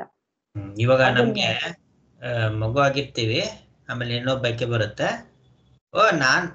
ನಮ್ಮ ಮನೇಲಿ ಎಲ್ಲಾರು ಇದೇ ತರ, ನಾನ್ ಮಾತ್ರ ಇಲ್ಲ, ನಮ್ಮ ಅಪ್ಪನೂ ಇದೇ ತರ ಮಾಡ್ತಾ ಇದ್ದು, ನಮ್ ತಾತನೂ ಇದೇ ತರ ಮಾಡಿ, ಹಿಂದಿನವರೆಲ್ಲ ಹಂಗೆ ನಮ್ಗಿದೆ ನಮ್ ಸಹಜವಾಗಿರುತ್ತೆ. ಅಷ್ಟ್ ಮಾತ್ರ ಅಲ್ಲಪ್ಪ, ಮುಂದೆ ಪ್ರಜಾಪತಿ ಸೃಷ್ಟಿಯಾಕ್ ಮುಂಚೆ ಇತ್ತಲ್ಲ, ಅದನ್ನು ಅವ್ನು ಕಾಮಿಸಿದನು ಅಂತಾನೆ ಹೇಳಿದಲ್ವಾ, ಹಾಗೆ ಅಂತ. ನೆಕ್ಸ್ಟ್. ಅವನು ಅವಿದ್ಯೆಯಿಂದ ಭಯಪಟ್ಟನು, ಆ ಬಳಿಕ ಕಾಮದಿಂದ ಪ್ರೇರಿತನಾಗಿ ಒಬ್ಬನೇ ಇದ್ದದ್ದರಿಂದ ಬೇಸರಗೊಂಡು ಆ ಬೇಸರವನ್ನು ಕಳೆದುಕೊಳ್ಳುವುದಕ್ಕಾಗಿ ಸ್ತ್ರೀಯನ್ನು ಬಯಸಿದನು, ಆಕೆಯೊಡನೆ ಬೆರೆತನು, ಅದರಿಂದ ಸರ್ಗವಾಯಿತು ಎಂದಲ್ಲವೇ ಹಿಂದೆ ಹೇಳಿದೆ. ಅಂದ್ರೆ ಪ್ರಜಾಪತಿಯಿಂದ ಮಕ್ಕಳಾಯ್ತಲ್ಲ, ಅಲ್ಲಿ ಬ್ರಾಹ್ಮಣ ಮರ್ತೋಗ್ಬಿಟ್ಟಿದೆ, ಅದು ಶುರು ಆಯ್ತಲ್ಲ, ಅಲ್ಲಿಂದ ಇದು ಯಾವ್ದೋ ಇದಾದ್ಮೇಲೆ ಪ್ರಾಣೋಪಾಸನೆ ಆದ್ಮೇಲೆ ಅಲ್ಲಿಂದ ಶುರು ಆಯ್ತಲ್ಲ, ಬಯಸಿದನು, ಭಯ ಆಯ್ತು ಅವನಿಗೆ, ಆರತಿ ಇದು ಭಯ ಆಯ್ತು ಅಂತೆಲ್ಲ ಬಂದಿಲ್ಲ, ಅಲ್ಲಿ ಹೇಳಿದೆ ಅಂತ. ನೆಕ್ಸ್ಟ್. ಲೋಕಸ್ಥಿತಿಯು ಹೀಗಿರುವುದಷ್ಟೇ, ಆ ಕಾರಣದಿಂದ ಆ ಪ್ರಜಾಪತಿಯ ಸೃಷ್ಟಿಯನ್ನು ಈಗಲೂ ಈ ಕಾಲದಲ್ಲಿಯೂ ಕೂಡ ಹೆಂಡತಿಯನ್ನು ಸ್ವೀಕಾರ ಮಾಡುವ ಮುಂಚೆ ಒಬ್ಬನೇ ಆಗಿದ್ದರೆ ನನಗೆ ಹೆಂಡತಿಯಾಗಬೇಕು, ಆಗ ಹುಟ್ಟುವೆನು, ಇನ್ನು ನನಗೆ ವಿತ್ತವಾಗಬೇಕು, ಈಗ ಕರ್ಮ ಮಾಡುವೆನು ಎಂದು ಕಾಮಿಸುತ್ತಾನೆ. ಈ ಕಾಲದಲ್ಲೂ ಅಷ್ಟೇ, ಒಬ್ಬನೇ ಇರ್ತಾನಲ್ಲ, ಅವಾಗ ಅವನಿಗೆ ಬೇಸರ ಆಗುತ್ತೆ, ಅವಾಗ ಹೆಂಡತಿ ಆಗ್ಬೇಕು, ಮತ್ತೆ ನಾನು ಸಂಪೂರ್ಣ ಆಗೋದಿಲ್ಲ ಇಲ್ಲ ಅಂದ್ರೆ ಅವನ್ಗೆ ಇದಕ್ಕೆ ಮತ್ತೆ ದುಡ್ಡು ಬೇಕು, ವಿತ್ತ ಬೇಕು, ಅದರಿಂದ ಕರ್ಮ ಮಾಡ್ತೀನಿ ಅಂತ ಇವಾಗ್ಲೂ ಅದೇ ತರ. ಅಂದ್ರೆ ಇದು ಹೇಳಕ್ ಏನ್ ನೋಡ್ತಾ ಇದೆ ಅಂತಂದ್ರೆ, ಇವಾಗಿನ ಪರಿಸ್ಥಿತಿ ಸಹಜವಾಗಿರುವಂತದ್ದು ಅಂತ. ಇವಾಗ ಕಟಶ್ರುತಿನಲ್ಲಿ ಯಮನು ಪರಾಂಚಿಕಾನಿ ವ್ಯತೃಣತ್ ಸ್ವಯಂಭೂ ಅಂದ್ರೆ ಸೃಷ್ಟಿ ಮಾಡೋವನು ಹೊರಗಡೆ ಸೃಷ್ಟಿಸ್ತಾನೆ ನಾವು ಇಂದ್ರಿಯಗಳನ್ನೆಲ್ಲ, ಹಾಗಾಗಿ ಅದರಲ್ಲೇ ಚಾಚ್ಕೊಂಡಿದೀವಿ ನಾವು ಅಂತರ್ಮುಖವಾಗಿಲ್ಲ ಅಂತ. ಅಂದ್ರೆ ನಮ್ ತಪ್ಪಲ್ಲ, ಪ್ರಜಾಪತಿ ತಪ್ಪು ಅನ್ನೋದು. ಅಂದ್ರೆ ಪರಿಸ್ಥಿತಿ ಹಿಂಗಿದೆ ಅಂತ. ಆದ್ರೆ ಪರಿಸ್ಥಿತಿ ಹಿಂಗಿದ್ರು ಕೂಡ ಜಾಣನವನು ಏನ್ ಮಾಡ್ಬೇಕು, ಭಗವಂತ ತುಂಬಾ ಚೆನ್ನಾಗಿ ಹೇಳ್ತಾನೆ ಅದನ್ನ, ಶ್ಲೋಕ ತಕ್ಷಣ ನೆನಪು ಬರ್ತಾ ಇಲ್ಲ. ವ್ಯವಸ್ಥಿತವಾಗಿದೆ, ಕಾಮಕ್ರೋಧ ವ್ಯವಸ್ಥಿತವು ಅವ್ಯವಸ್ಥಿತವಾಗಿದೆ, ಆದ್ರೆ ಬುದ್ಧಿವಂತನಾದವನು ಇದನ್ನ ನಿಗ್ರಹ ಕಿಂ ಕರಿಷ್ಯತಿ ಅಂತ ಶುರು ಆಗುತ್ತೆ. ಅದು ಬುದ್ಧಿವಂತನಾದವನು ನಿಗ್ರಹ ಮಾಡ್ಕೊಳ್ಬೇಕು ಅಂತ ಹೇಳ್ತಾನಲ್ಲ, ಹಾಗೆ ಇದು ಅಂತ. ಈ ವಾಕ್ಯಕ್ಕೆ ಅರ್ಥವನ್ನು ಆಗಲೇ ಹೇಳಿದ್ದಾಗಿದೆ. ಅವನು ಹೀಗೆಂದು ಕಾಮಿಸಿ ಹೆಂಡತಿಯೇ ಮುಂತಾದವರನ್ನು ಸಂಪಾದಿಸಿಕೊಳ್ಳುತ್ತಿರುವಲ್ಲಿ ಎಲ್ಲಿಯವರೆಗೆ ಈ ಮೇಲೆ ಹೇಳಿದ ಹೆಂಡತಿಯೇ ಮುಂತಾದವರಲ್ಲಿ ಒಂದೊಂದನ್ನು ಕೂಡ ಪಡೆದುಕೊಳ್ಳದೇ ಇರುವನೋ ಅಲ್ಲಿಯವರೆಗೆ ನಾನು ಅಕೃತ್ಸ್ನನು, ಅಸಂಪೂರ್ಣನು ಎಂದೇ ತನ್ನನ್ನು ತಾನು ತಿಳಿದುಕೊಂಡಿರುತ್ತಾನೆ. ಇದರಿಂದ ಪರಿಶೇಷ್ಯದಿಂದ ಸಿದ್ಧವಾಗುವುದೇನೆಂದರೆ, ಯಾವಾಗ ಇವೆಲ್ಲವನ್ನು ಸಂಪಾದಿಸಿಕೊಳ್ಳುತ್ತಾನೋ ಆಗ ಅವನಿಗೆ ಕೃತ್ಸ್ನ ಉಂಟಾಗುತ್ತದೆ ಅಂತ. ಅವನೊಬ್ನೇ ಇರ್ತಾನೆ, ಅವನು ಮದ್ವೆ ಆಗ್ಬೇಕು ಅಂತಾನೆ, ಇಲ್ಲಾಂದ್ರೆ ನಾನ್ ಸಂಪೂರ್ಣ ಅಲ್ಲ ಅಂತ ಅನ್ಕೊಳ್ತಾನೆ. ಇಲ್ಲಿ ಕೃಷ್ಣತ್ವ ಅಕೃಷ್ಣತ್ವ ಅನ್ನೋದು ಮದ್ವೆ ಅಲ್ವಾ? ಅಕೃಷ್ಣತ್ವ ಅಂದ್ರೆ ಏನು? ನನ್ಗೆ ಪೂರ್ಣವಾಗಿಲ್ಲ, ಸಂಪೂರ್ಣ ಆಗಿಲ್ಲ ನಾನು ಅಂತ. ಹಿಂದೆನೋ ಅಕೃಷ್ಣೋಹಿ ಸಹ ಅಂತ ಒಂದು ಪದ ಬಂದಿತ್ತು, ಅಲ್ಲೇನ್ ಹೇಳಿತ್ತು? ಅಲ್ಲೇನ್ ಅರ್ಥ ಅದು? ಅಕೃಷ್ಣೋಹಿ ಸಹ ಹೇಳಿ. ನಾಮಗಳಲ್ಲಿ ನೋಡ್ತಾನೆ, ಸಂಪೂರ್ಣವಾಗಿ ಆತ್ಮನ್ ನೋಡ್ಕೊಂತ ಇಲ್ಲ ಅಂತ ಹೇಳಿ, ಆವಾಗ ಅಕೃಷ್ಣೋಹಿ ಸಹ ಅಂತ ಸರಿಯಾಗಿ ತಿಳಿದವನಾಗಿಲ್ಲ ಅಂತ. ಇಲ್ಲಿ ಇಲ್ಲಿರಂತ ಅಕೃಷ್ಣ ಅಂದ್ರೆ ಅದು ಇದು ಬೇರೆ, ಅದು ಬೇರೆ ಅಂತ. ನಿಮ್ಮ ಸಂಪೂರ್ಣತ್ವವನ್ನು ಸಂಪಾದಿಸಿಕೊಳ್ಳುವ ಮಾಡತಕ್ಕದ್ದು ಏನು ಅನ್ನೋದು ಮುಂದೆ. ಆದರೆ ಯಾವಾಗ ಕೃಷ್ಣತ್ವವನ್ನು ಸಂಪಾದಿಸಿಕೊಳ್ಳುವುದಕ್ಕೆ ಅವನಿಗೆ ಆಗದೆ ಇರುವುದೋ ಆಗ ಅವನು ಕೃಷ್ಣತ್ವವನ್ನು ಸಂಪಾದಿಸಿಕೊಳ್ಳುವುದಕ್ಕೆ ಉಪಾಯವನ್ನು ಶ್ರುತಿ ಹೇಳುತ್ತದೆ. ಮತ್ತು ಕೃಷ್ಣನಲ್ಲವೆಂದೆನಿಸಿಕೊಂಡಿರುವ ಅವನಿಗೆ ಈ ಕೃಷ್ಣತೆಯು ಹೀಗೆ ಆಗುತ್ತದೆ. ಹೇಗೆ ಎಂದರೆ ಈ ಕಾರ್ಯಕರಣ ಸಂಘಾತವನ್ನು ವಿಭಾಗಿಸಲಾಗುತ್ತದೆ. ಕಾರ್ಯ ಕರಣಗಳು ಇಂದ್ರಿಯಗಳು ಅದರಿಂದ ಕೂಡ್ಕೊಂಡಿದೆಯಲ್ಲ ಅದನ್ನ ವಿಭಾಗ ಮಾಡ್ತಾರೆ ಅಂತ. ಇಲ್ಲಿ ಉಳಿದ ಎಲ್ಲಾ ಕಾರ್ಯಕರಣ ಸಮೂಹವು ಮನಸ್ಸನ್ನು ಅನುಸರಿಸಿಕೊಂಡಿರುತ್ತದೆ ಅಲ್ಲವೇ. ಆದ್ದರಿಂದ ಮನಸ್ಸು ಪ್ರಧಾನವಾಗಿರುವುದರಿಂದ ಆತ್ಮನ್ನೇ ಅನುಸರಿಸ್ಕೊಂಡು ಬೇರೆವೆಲ್ಲ ಇರುತ್ತಲ್ಲ ಅದರಿಂದ ಮನಸ್ಸು ಮುಖ್ಯ. ಅದರಿಂದ ಅದೇ ಆತ್ಮನು ಅಂತ ಹೇಳ್ತಾ ಇದ್ದಾರೆ ಇಲ್ಲಿ. ಅಂದ್ರೆ ಇದನ್ನೆಲ್ಲಾನು ಸೇರ್ಸಿ ಅಂದ್ರೆ ಉಪಾಸನೆ ಹೇಳ್ತಾ ಇದೆ ಇಲ್ಲಿ. ಅಂದ್ರೆ ಇದನ್ನೆಲ್ಲಾನು ಮಾಡಿ ಪಡೆಯ ಸಾಧ್ಯ ಸಾಧನ ರೂಪ ಅಂತದ್ದು ಇಷ್ಟೇ ಅಂತಲ್ವೇ ಇರೋದು. ಇವಾಗ ನೀನು ಇವಾಗ ಕಾರ್ಯಕರಣ ಸಂಘಾತ ರೂಪ ಆಗಿರೋ ಇದನ್ನ ಈ ಶರೀರವನ್ನ ವಿಭಾಗಿಸ್ಕೊಂಡು ಅದರಲ್ಲಿ ಹೇಳ್ತಾ ಇದೆ. ಏನೇನನ್ನ ಹೇಳ್ತಾ ಇದೆ ಅಂತಂದ್ರೆ ಮನಸ್ಸು ಆತ್ಮನು ಅಂತ. ಆತ್ಮನಂತೆ ಇರುವುದು. ಹೇಗೆ ಹೆಂಡತಿ ಮೊದಲಾದವರಿಗೆ ಕುಟುಂಬದ ಯಜಮಾನನು ಹೆಂಡತಿಯೇ ಮುಂತಾದ 4 ಅವನನ್ನು ಅನುಸರಿಸಿ ನಡೆಯುತ್ತಿರುವುದರಿಂದ ಆತ್ಮನೇ ಆಗಿರುತ್ತಾನೋ ಹಾಗೆ ಇಲ್ಲಿಯೂ ಕೃಷ್ಣತೆಗಾಗಿ ಮನಸ್ಸನ್ನು ಆತ್ಮನೆಂದು ಪರಿಕಲ್ಪಿಸಿರುತ್ತದೆ. ಮನಸ್ಸನ್ನೇ ಆತ್ಮ ಅಂತ ಇಲ್ಲಿ ಅನುಸರಿಸ್ಕೊಂಡು ಕಲ್ಪನೆ ಮಾಡ್ಕೊಂಡಿದೆ. ಅಂದ್ರೆ ಏನು ಅಂತಂದ್ರೆ ಇವಾಗ ನಾ ಒಬ್ನೇ ಹಿಂದೆ ಹೇಳಿ ಬ್ರಹ್ಮಚಾರ್ಯ ಒಬ್ನೇ ಇದ್ದವನು ಹೆಂಡತಿಯನ್ನು ಬಯಸ್ತಾನ ಅಲ್ಲ ವಿತ್ತವನ್ ಬಯಸ್ತಾನ ಅಂತ ಹೇಳಿಯಲ್ಲ. ಹಾಗೆ ಇಲ್ಲಿ ಮೊದಲು ಮನಸ್ಸು ಮಾತ್ರ ಇತ್ತು ಅಂತ ಇಟ್ಕೊಂಡು ಅವನು ಅಕೃಷ್ಣನಾಗಿದ್ದನು, ಪರಿಪೂರ್ಣನಾಗಿಲ್ಲ. ಕೃಷ್ಣತೆಗಾಗಿ ಮನಸ್ಸನ್ನು ಆತ್ಮನೆಂದು ಪರಿಕಲ್ಪಿಸಿಕೊಳ್ಳುತ್ತದೆ ಅಂತ. ಕೃಷ್ಣತೆಗಾಗಿ ಬೇಕಾಗುತ್ತೆ ಸಂಪೂರ್ಣತ್ವಕ್ಕಾಗಿ ಅಂತ. ಇದರಂತೆ ವಾಕು ಹೆಂಡತಿಯು, ಏಕೆಂದರೆ ವಾಕಿಗೆ ಮನಸ್ಸನ್ನು ಅನುಸರಿಸಿಕೊಂಡಿರುವುದೆಂಬ ಹೆಂಡತಿಯ ಹೋಲಿಕೆಯೂ ಇರುತ್ತದೆ. ಅಲ್ಲಿ ವಾಕ್ಗೆ ಹೆಂಡತಿ ಅಂತ ಹೇಳ್ತಾ ಇದ್ರೆ ಅದು ಮನಸ್ಸನ್ನ ಅನುಸರಿಸ್ಕೊಂಡೇ ಇರುತ್ತಲ್ವಾ ವಾಕು. ಅದರಿಂದ ಜೊತೆಗೇನೆ ಇರುತ್ತೆ ವಾಕು ಮನಸ್ಸು ಎರಡು ಪರಸ್ಪರವಾಗಿ ಹೊಂದಾಡ್ಕೊಂಡೇ ಇರುತ್ತೆ. ಈ ಎರಡರಲ್ಲಿ ಯಾವ್ದು ಮುಖ್ಯ? ಮನಸ್ಸು ಮುಖ್ಯನಾ ವಾಕ್ ಮುಖ್ಯನಾ? ಮನಸ್ಸು ಅಂದ್ರೆ ಮನಸ್ಸು ಹೇಳ್ದಂಗೆ ಕೇಳುತ್ತೆ. ಅವನ್ ಯಜಮಾನ್ ಅಂತಾರ ಮನಸ್ಸು, ವಾಕು ಹೆಂಡತಿ ತರ ಅಂತ. ಇಲ್ಲಿ ಏನ್ ಹೇಳ್ತಾ ಇರೋದಿಲ್ಲ ಈ ಒಂದು ಇದ್ರೊಳಗೆ ಭಾಷೆ ಭಾಗದಲ್ಲಿ ಉಪಾಸನೆ ಹಿಂದೆ ಎಲ್ಲ ಅದನ್ನ ಹೇಳಿದ್ದು ಕಾಮ ಕಾರಣ ಹೇಳಿದ್ದು ಮತ್ತೆ ಇಷ್ಟೇ ಅಂತ ಹೇಳಿದ್ರು. ಸರಿಯಾಗಿ ತಿಳ್ಕೊಳ್ಳಿ. ಕಾಮನಕ್ಕೆ ಕಾರಣ ಏನು ಅಂತ ಇದ್ದಿದ್ದು, ಕಾಮನೆ ಅಂದ್ರೆ ಇಷ್ಟೇ ಅಂತ ಹೇಳಿದ್ದು, ಇಷ್ಟೇ ಅಂತ ಹೇಳಿ ಆಮೇಲಿಂದ ಅಷ್ಟೂ ಕೂಡ ಉಪಾಸನೆ ಮಾಡ್ಕೊಂಡವಾಗ ಆ ಪ್ರಾಜಾಪತಿತ್ವ ಭಾವ ಬರುತ್ತೆ ಅಂತ ಹೇಳಕ್ ಹೊರಟಿದೆ. ವಾಕು ಎಂದರೆ ಚೋದನಾದಿ ರೂಪವಾದ ಶಬ್ದವು. ವಾಕ್ ಅಂದ್ರೆ ಅದೇ ತೊಡಗಿಸೋದು ನಮ್ಗೆ ಮಾತಾಡೋದಕ್ಕೆ, ಅದಕ್ಕೆ ಶಬ್ದ. ಅದನ್ನು ಶ್ರೋತ್ರದ್ವಾರದಿಂದ ಮನಸ್ಸು ಗ್ರಹಿಸುತ್ತದೆ, ನಿಶ್ಚಯಿಸುತ್ತದೆ ಮತ್ತು ಪ್ರಯೋಗಿಸುತ್ತದೆ. ಆದ್ದರಿಂದ ವಾಕು ಮನಸ್ಸಿಗೆ ಹೆಂಡತಿಯಂತೆ ಇದೆ. ಹೆಂಡತಿ ಗಂಡರಂತೆ ಇರುವ ಈ ವಾಂಗ್ ಮನಸ್ಸುಗಳು ಪ್ರಾಣವನ್ನು ಕರ್ಮಕ್ಕಾಗಿ ಉಂಟು ಮಾಡುತ್ತವೆ. ಆದ್ದರಿಂದ ಪ್ರಾಣವು ಪ್ರಜೆಯಂತೆ, ಪ್ರಾಣನ ಇಲ್ಲಿ ಪ್ರಜೆ ಅಂತ ಹೇಳ್ತಾ ಇದ್ದಾರೆ. ಇದರಲ್ಲಿ ಪ್ರಾಣದ ವ್ಯಾಪಾರವೇ ಮುಂತಾದ ಕರ್ಮವು. ಪ್ರಾಣ ಉಸಿರಾಡೋದು ಮಾಡ್ತಾ ಇರ್ತಲ್ಲ ಅದೇ ಕರ್ಮ ಕೆಲ್ಸ ಅಂತ. ಚಕ್ಷುಷು ನೋಡಿದ ವಿತ್ತದಿಂದ ಆಗ ತಕ್ಕದ್ದಾದ್ದರಿಂದ ಚಕ್ಷುಷು ಮಾನುಷವಿತ್ತವು, ಕಣ್ಣುಗಳು. ಅಂದ್ರೆ ಇಲ್ಲಿನ ವಾಕು ಮನಸ್ಸಿನಿಂದ ಮತ್ತೆ ಅದು ಏನು ಅದು ಪುತ್ರ ಅಂತ ಬಂತಲ್ಲ ಅದು ಪ್ರಾಣವು ಅಂತ. ಪ್ರಾಣನ ಏನೋ ಪ್ರಾಣನ ಸ್ವಭಾವ ಎಂತದ್ದು ಅನುಸರಿಸ್ಕೊಂಡಿರುತ್ತಲ್ಲ ಅದು ಪ್ರಜೆ, ಕ್ರಿಯಾರೂಪ ಇರುವಂತದ್ದು ಪ್ರಾಣನದು. ಸೊ ಆ ಕ್ರಿಯಾರೂಪವಾಗಿ ಕಣ್ಣಿನಿಂದ ನೋಡಿದವಾಗ ಏನಾಗುತ್ತೆ, ಆ ಕ್ರಿಯೆ ರೂಪವು ಕಣ್ಣಿನಿಂದ ಹೋಗಿ ನೋಡ್ಕೊಂಡವಾಗ ಅದೇನಾಗುತ್ತೆ, ಮಾನುಷವಿತ್ತ. ಮಾನುಷವಿತ್ತ. ಆ ವಿತ್ತವು ಮಾನುಷವೆಂದು ಮತ್ತೊಂದೆಂದು 2 ಬಗೆಯಾಗಿರುತ್ತದೆ. ಆದ್ದರಿಂದ ಇನ್ನೊಂದು ವಿತ್ತವನ್ನು ಅಲ್ಲವೆನ್ನುವುದಕ್ಕಾಗಿ ಮಾನುಷವೆಂಬ ವಿಶೇಷಣವನ್ನು ಕೊಟ್ಟಿರುತ್ತದೆ. ಇಲ್ಲಿ ದೇವ ವಿತ್ತ ಅನ್ನೋದು ಬೇರೆ ಇರುತ್ತೆ, ಅದಕ್ಕೋಸ್ಕರ ಇಲ್ಲಿ ಮಾನುಷ ವಿತ್ತ ಅಂತ ಮೊದ್ಲೇ 2 ಬಗೆ ಇರೋದ್ರಿಂದ ಅಲ್ಲಿ ಅದನ್ನ ಹೇಳಿದೆ ಅಂತ.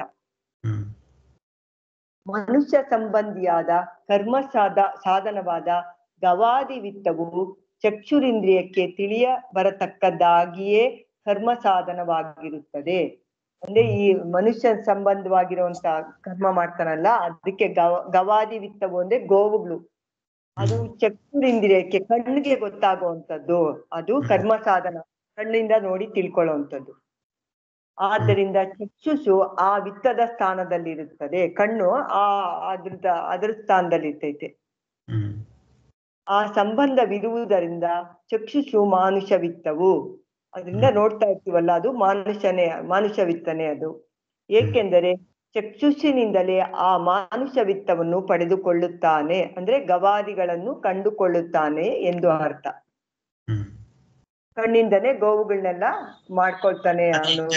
ಗೋವುಗಳೇ ಆಗ್ಲಿ ಏನಾದ್ರೂ ಒಂದ್ ಕೊಂಡ್ಕೊಂಡ್ ಮಾಡ್ಕೊಬೇಕು, ಎಲ್ಲ ವಿತ್ತಗಳು ಮನುಷ್ಯ ಮುಕ್ತವಾಗಿ ಏನಾದಿದೆಯಲ್ಲ ಕಣ್ಣಿಂದ ನೋಡಿನೇ ಮಾಡ್ಕೊಳ್ಬೇಕಾಗುತ್ತೆ, ಇನ್ನೇಂದ್ರಿಂದ ಮಾಡ್ಕೊಳಕ್ ಸಾಧ್ಯ ಅಲ್ಲ ಅಂತ. ಇನ್ನೊಂದು ವಿತ್ತ ಯಾವುದು ಅಂತ. ಹಾಗಾದರೆ ಇನ್ನೊಂದು ವಿತ್ತವು ಯಾವುದು ಎಂದರೆ ಶ್ರೋತ್ರವೇ ದೈವ ವಿತ್ತವು. ಅಂದ್ರೆ ಕಿವಿಯಿಂದ ಕೇಳಿಸ್ಕೊಳ್ತೀವಲ್ಲ, ಅದೇ ದೈವ ವಿತ್ತವು. ಏಕೆಂದರೆ ವಿಜ್ಞಾನವು ದೇವತೆಗಳ ಸಂಬಂಧವಾದದ್ದು. ದೇವತೆಗಳು ಕಿವಿಯಿಂದ ಕೇಳೋದು ವಿಜ್ಞಾನ, ಆದ್ರಿಂದ ಅದು ದೇವತೆಗಳಿಗೆ ಸಂಬಂಧ ಆಗಿರ್ತೈತೆ. ವಿಜ್ಞಾನವು ದೈವವಿತ್ತವು, ಅದರಿಂದ ಅದು ದೈವವಿತ್ತ ಅಂತ. ಅದು ಇಲ್ಲಿ ಸಂಪತ್ತಿ ವಿಷಯವಾದ ಶ್ರೋತ್ರವೇ, ಅದರಿಂದನೇ ಅಲ್ವಾ ನಾವು ಕೇಳ್ಕೊಳ್ಳೋದು. ಅದರಿಂದ ಸಂಪತ್ತು, ಶ್ರುತಿ ಎಲ್ಲ ಅದರಿಂದನೇ ನಾವು ತಿಳ್ಕೊಳ್ಳೋದು ಅದರಿಂದ. ಏಕೆಂದರೆ ಶ್ರೋತ್ರದಿಂದಲೇ ಅಲ್ಲವೇ ಈ ದೈವವಿತ್ತವಾದ ವಿಜ್ಞಾನವನ್ನು ಶ್ರವಣ ಮಾಡುತ್ತಾನೆ. ಈ ಶ್ರುತಿಗಳನ್ನೆಲ್ಲ ಕೇಳ್ಬೇಕಾದ್ರೆ ನಮ್ಗೆ ಕಿವಿನೇ ಬೇಕಲ್ವಾ, ಆದ್ರಿಂದ. ಇವಾಗ ಕರ್ಮಗಳನ್ನ ದೇವ ಸಂಬಂಧಪಟ್ಟಂತ ಕರ್ಮಗಳನ್ನ ಮಾಡ್ಬೇಕು ಅಂತಂದ್ರೆ ಆ ಶ್ರುತಿ ವಾಕ್ಯಗಳನ್ನ ಕೇಳಿನೇ ಆತರ ಮಾಡ್ಕೊಳಕ್ ಸಾಧ್ಯ. ಇದಾದ್ರೆ ಮಾನುಷ ವಿತ್ತ ಆದ್ರೆ ಗೋವುಗಳು ಅಂತಂದೆಲ್ಲ ಕಣ್ಣಿಂದ ನೋಡಿ ಅದೆಲ್ಲ ಮುಗಿಸ್ಕೊಂಡ್ತಾನೆ ಡೀಲಿಂಗು. ಆದ್ರೆ ಇಲ್ಲಿ ಕಿವಿಯಿಂದ ಕೇಳ್ಬೇಕು, ಕೇಳಿ ಅದ್ರ ಪ್ರಕಾರ ಮಾಡ್ಕೊಳ್ಬೇಕು, ಹಾಗಿದೆಯಲ್ವಾ, ಅದಕ್ಕಾಗಿ ಶ್ರವಣ ಅಂತ, ಶ್ರೋತ್ರವೇ ಅದು ಅಂತ. ಆದ್ದರಿಂದ ವಿಜ್ಞಾನವು ಶ್ರೋತ್ರಕ್ಕೆ ಅಧೀನವಾಗಿರುತ್ತದೆ, ಆದ್ದರಿಂದ ಶ್ರೋತ್ರವೇ ಅದು. ಅದಕ್ಕೋಸ್ಕರ ಅದೇ ಅಲ್ಲಿ ದೈವವಿತ್ತ ಅಂತ ಹೇಳಿದೆ. ಅಲ್ಲಿ ಆತ್ಮನನ್ನು ಮೊದಲುಗೊಂಡು ವಿತ್ತದವರೆಗಿನ ಈ ಸಾಧನಗಳಿಂದ ಮಾಡತಕ್ಕ ಕರ್ಮವು ಯಾವುದು, ಇದನ್ನೆಲ್ಲ ತಗೊಂಡು ಮಾಡ್ತೀವಲ್ಲ, ಅದು ಆತ್ಮವೇ. ಇಲ್ಲಿ ಶರೀರವನ್ನು ಆತ್ಮನೆಂದು ಕರೆದಿರುತ್ತದೆ. ಆತ್ಮವು ಕರ್ಮಸ್ಥಾನದಲ್ಲಿದೆ ಎಂಬುದು ಹೇಗೆ ಎಂದರೆ ಅದು ಕರ್ಮಕ್ಕೆ ಕಾರಣವಾಗಿರುವುದರಿಂದ, ಆದ್ದರಿಂದ ಶರೀರದಿಂದಲೇ ಕರ್ಮವನ್ನು ಮಾಡುತ್ತಾನೆ. ತಾನು ಅಕೃತ್ಸ್ನನೆಂದು ತಿಳಿದುಕೊಂಡಿರುವನಲ್ಲ, ಅವನಿಗೆ ಹೀಗೆ ಕೃತ್ಸ್ನತ್ವವು ಉಂಟಾಗುತ್ತದೆ. ಹೇಗೆ ಹೊರಗೆ ಹೆಂಡತಿ ಮುಂತಾದದ್ದರಿಂದ ಕೃತ್ಸ್ನತೆ ಉಂಟಾಗುವುದು ಹಾಗೆ. ಇದು ನನಗೆ ಅರ್ಥ ಆಗ್ಲಿಲ್ಲ, ಇದು ಕೊನೆಗೆ 2 ಲೈನ್ ಇದೆಯಲ್ಲ ಇದು. ಅಲ್ಲ ಅಷ್ಟೇನೆ, ಈ ಹಿಂದೆಯಲ್ಲಿ ಹೇಗೆ ಅಕೃಷ್ಣನಾಗಿರೋನು ಕೃಷ್ಣತೆ ಯಾವಾಗ ಆಗ್ತಾನೆ ಅಂದ್ರೆ ಎಲ್ಲಾನು ಪಡ್ಕೊಂಡ್ಮೇಲೆ ಆಗ್ತಾನಲ್ಲ, ಹಾಗೇನೆ ಮನಸ್ಸಾಗಿ ಮಾತ್ರ ಇರೋದಕ್ಕೆ ಬರಲ್ಲ ನಮ್ಗೆ. ಇವಾಗ ನೋಡಿ ಹಾಗೇನೆ ಮನೋಮಾತ್ರವಾಗಿ ಉಳಿದ್ರೆ ಎಷ್ಟೋ ಒಳ್ಳೇದಾಗುತ್ತಲ್ವಾ. ನಾವು ವಾಗ್ರೂಪವಾಗಿ ನಿಂತ್ಕೊಂತೀವಿ. ವಾಗ್ರೂಪ ಇವಾಗ ಧ್ಯಾನೋಗದಲ್ಲ ಅದೇ ಅಲ್ವಾ ಹಿಂದೆಯಿಂದ ಬರ್ಬೇಕು ಅಂತ ಹೇಳ್ತಾ ಇರೋದು. ಮನೋರೂಪವಾಗಿ ಮಾತ್ರ ಉಳ್ಕೊಂಡ್ರೆ ಏನೋ ಸಮಾಧಾನ ಇರಲ್ಲ. ಯಾವ್ದಾದ್ರು ಇಂದ್ರಿಯಗಳನ್ನ ಚೇಷ್ಟೆ ಕೊಟ್ಟು ಪ್ರೇರೇಪಿಸ್ತೀವಿ, ಅದರಿಂದ ಮುಂದಕ್ಕೆ ಬರ್ತಾ ಇರ್ತೀವಲ್ಲ. ಹಂಗೆ ಇದು ಈಗ ಮಾಡ್ಕೊಂಡು ಹಿಂಗೆ ಹೇಳಿದ್ಯಾ, ಅದೇ ತರ ಇಲ್ಲಿ ಇಂದ್ರಿಯಗಳು ಇಟ್ಕೊಂಡು ಹೇಳ್ತಾರಂಥದ್ದು ಹೀಗೆ ಅಂತ. ಇನ್ನು ಕಡೆ ಪ್ಯಾರ ಮನ ಆದಿ ದರ್ಶನವು ಪಾಂಕ್ತವು. ಆದ್ದರಿಂದ ಇದು ಪಾಂಕ್ತವು, 5ರಿಂದ ಆಗಿರುವುದರಿಂದ ಪಾಂಕ್ತವು. ಯಜ್ಞವು ಈ 5ರಿಂದ ಆಗಿದೆ. ಮನಸ್ಸು, ವಾಕು ಇದೆಲ್ಲನ, ಚಕ್ಷುಷು ಇಂದ್ರಿಯಗಳು ಅದೆಲ್ಲ, ಶರೀರ ಎಲ್ಲ. ಅಕರ್ಮಿಗೂ ದರ್ಶನ ಮಾತ್ರದಿಂದಲೇ ಆಗಿರುವ ಪಾಂಕ್ತವಿದು. ಇದಕ್ಕೆ 5 ಎಂಬ ಸಂಖ್ಯೆಯು ಸಂಪತ್ತಿ ಮಾತ್ರದಿಂದಲೇ ಯಜ್ಞತ್ವ ಹೇಗೆ ಬಂದಿತು? ಹೇಗೆಂದರೆ ಹೊರಗಿನ ಯಜ್ಞವು ಪಶು ಪುರುಷರಿಂದ ಆಗತಕ್ಕದ್ದು. ಆ ಪಶುವು ಪುರುಷನೂ ಪಾಂಕ್ತವೆ. ಎಲ್ಲ 5ರಿಂದ ಆಗಿರೋದು, ಅದರಿಂದ ಪಾಂಕ್ತವೆ ಅಂತ ಹೇಳ್ತಾ ಇದ್ರು. ಏಕೆಂದರೆ ಅವುಗಳಲ್ಲಿ ಮೇಲೆ ಹೇಳಿದ ಮನಸ್ಸೇ ಮುಂತಾದ ಪಂಚತ್ವದ ಸಂಬಂಧವೂ ಇರುತ್ತದೆ. ಅದನ್ನೇ ಶ್ರುತಿ ಹೇಳುತ್ತಿದೆ.